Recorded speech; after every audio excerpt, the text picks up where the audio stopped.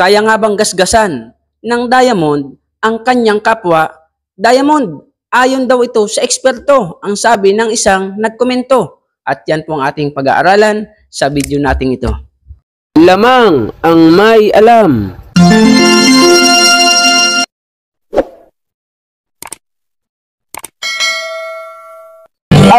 Lamang ang may alam. Pagkilatis ng ginto'y eksperto po. Magandang umaga sa inyo, mga kaibigan ko dito po sa ating channel, More Than Treasures. So, maganda po itong ating lugar. At ako po ay umahon pa ng bundok ng Sierra Madre para lamang po gumawa ng content sa isang comment ng ating kaibigan. Ako po ay nasa ilalim ng puno ng kakao. So sa video po natin ito ay aking sasagutin at ginawang content ang isang comment ng isa nating taga-panood. Ang pangalan po niya ay si Erwin. Ang sabi niya, "Mali ka bro, ang tanging makaka-scratch o makakagasgas sa isang diamond ay ang kanyang kapwa Diamond. Kahit mag-research ka pa sa tunay na eksperto sa diamond." So shout out sa iyo Erwin, at shout out din sa iyong kaibigan na napagtanungan mo na diamond lang ang pwedeng gumasgas sa kapwa diamond. Ang totoo po niyan, hindi ko naman kailangan mag-research kung ang diamond ba ay nagagasgas ng kapwa diamond. Dahil sapat na po yung 15 years kong pamimili ng ginto pilak. Sapat na po yung iba't ibang klase ng diamond na nahawakan ko.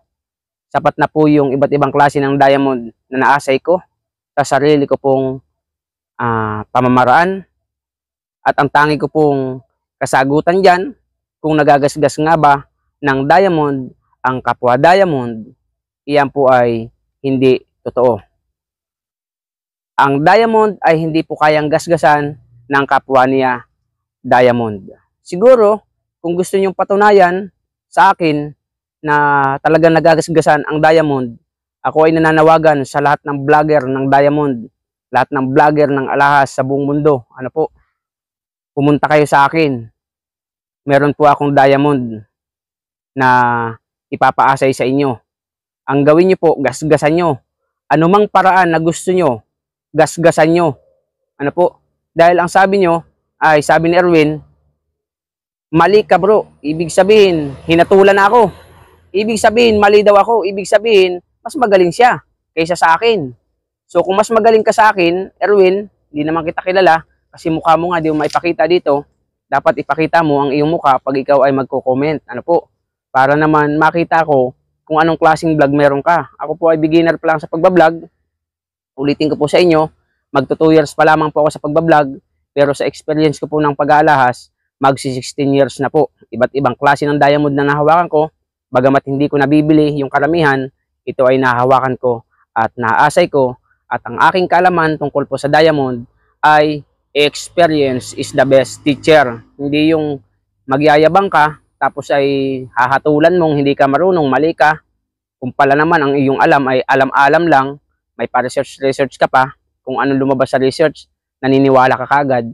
Ang tao pong mapag-research, hindi po yan sigurado sa isang bagay na kanyang gustong malaman. Kasi pag isang alam mo ang isang bagay at alam mong kabisado mo, eksperto ka dito, bakit kailangan ka mag-research? Ang totoo po niyan, ikaw ang hahanapin ng researcher kapag ikaw ay eksperto sa isang bagay. So marami na pong gustong makipagkita sa akin, gustong kumuha po sa akin para gawing taga-asay. Isa lang po ang sasabihin ko po sa inyo, ako po ay may sarili na pong sideline at ako po ay hindi papasok sa pagiging asayer para lang maging tauhan po ninyo, sapagkat ako po ay hindi sanay na mayroong amo.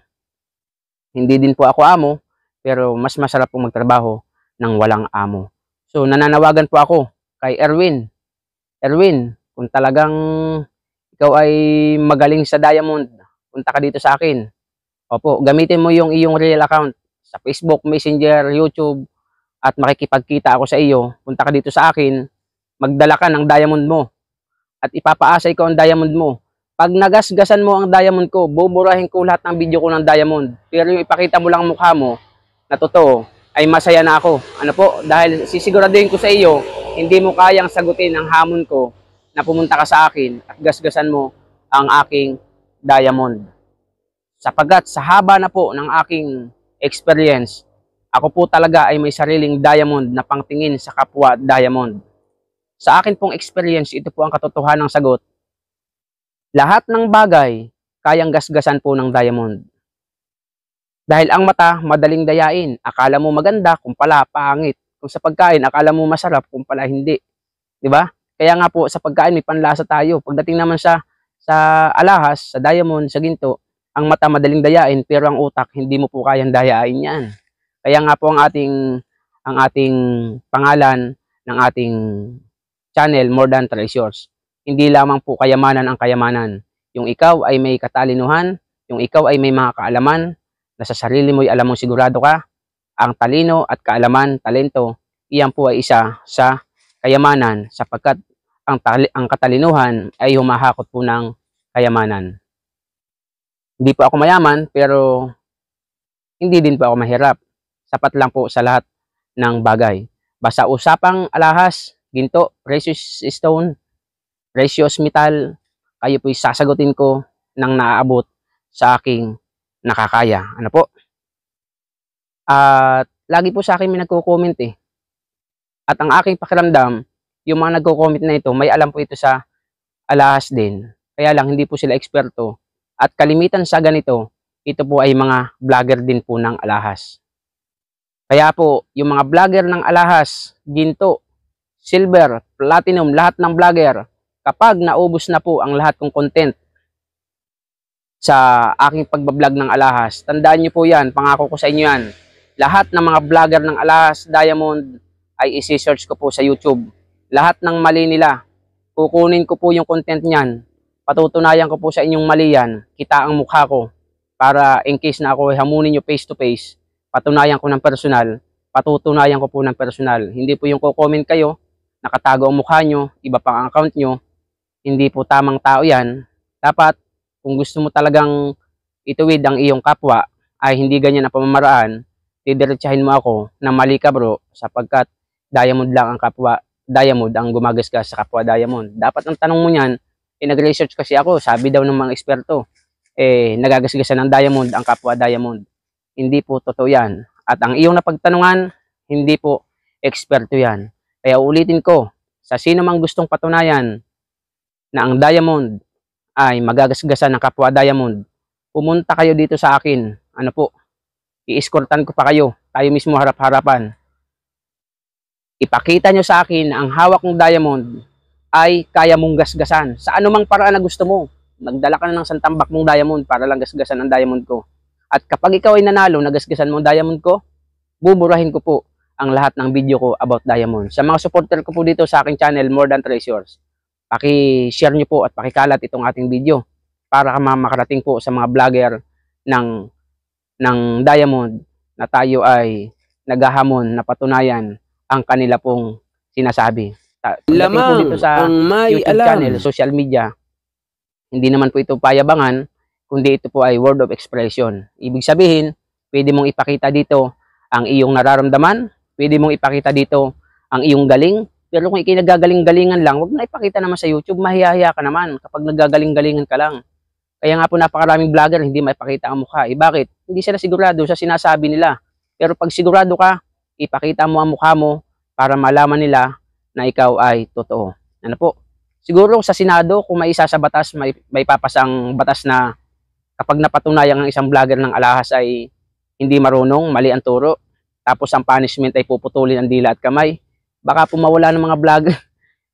Kukunti po ang vlogger ng alahas na matitira sa YouTube. Ano po? Kung may isasapasa lamang iyan. Tapos bawal din po yung mag-vlog na hindi kita ang mukha. Dapat kapag ka talagang vlogger ka, tutorial ka, talaga pong may alam ka. Hindi yung magtuturo ka, magtatanong ka muna sa iba para lang ituro mo.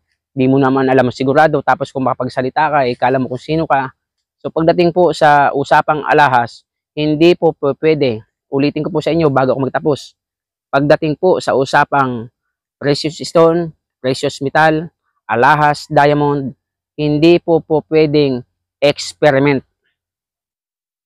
Hindi po pwedeng nagtatanong ka kung kani-kanino. Kailangan mo ng mahabang experience po dyan. Bakit? Experience is the best teacher. At iyan po, ulitin ko sa inyo, naging bihasa po ako sa pagiging tupilak ay 15 years na po. So kung gusto niyo pong patunayan, sino mang alahero, mag-aasay ng ginto, pilak, pwede po nyo akong puntahan at subukan nyo kung talagang marunong po tayo. Hindi naman po tayo sa nagmamalaki, pero gusto ko lang patunayan sa inyo na hindi po ako sumusuntok sa hangin, hindi po ako sumusungkit sa buwan, hindi po ako nagsasalita ng hindi ko po kaya. Basta napatunayan nyo na mali ang turo ko, 100% automatic, buburahin ko ang mga video ko. So sa lahat po ng aking mga subscriber, maraming salamat po sa inyo. Paki-share nyo po ang ating mga videos. Makakabasa po kayo ng mga hindi tamang comment, huwag nyo po yung paniniwalaan. Ang maniwala po kayo pagdating sa ating More Than Treasures vlog ay sa akin sapagkat ako po nagtuturo niyan. Pero kung talaga namang mali, mapapatunayan nyo ng mali, burahin po natin. Hindi naman masama na burahin kapag nagkakamali, di po ba? Ang mahalaga, tumatanggap tayo ng pagkakamali.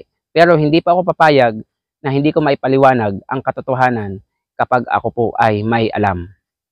So, sa mga bagong dating, pakisubscribe niyo po ang ating channel. Ano po? Kung nagustuhan, paki-like and share sa ating mga kaibigang mahilig sa alahas. At sa mga may katanungan, comment po kayo sa ating comment section. Marami pong salamat. See you on my next video. God bless po. Lamang ang may alam. trabaho. Pagkilapis ng ginto'y eksperto po. Kung sa mga tatak, dahil sa libong, alam ko ang peke at totoo. Ako ay isang asayan ng ginto. Alam ko ang tunay at totoo. Kung usapan ay alas lang, yan ay kaya nating patunayan. Ako ay alahero at asayan ng ginto. Alam ko ang tapak na totoo. Walang maitatago sa usapan ay ginto. Pagkat ang alahero'y eksperto sa ginto.